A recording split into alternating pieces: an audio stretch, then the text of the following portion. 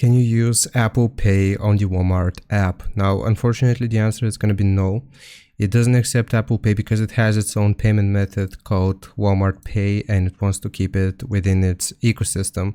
However, if you want to use Apple Pay on Walmart, there are a few different methods. You can transfer money from your Apple Pay to your credit or debit card and just use it on Walmart Pay.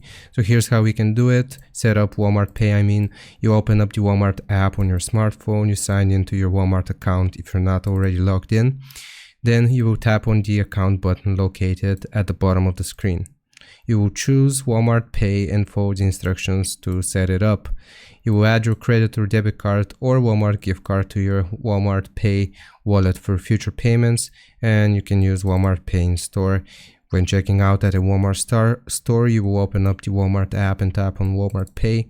You can scan the QR code displayed at the register using your phone's camera, and your payment method linked to Walmart Pay will automatically be charged and you receive a digital receipt in the app. I hope this helps. Leave a like and sub, and I'll see you next time.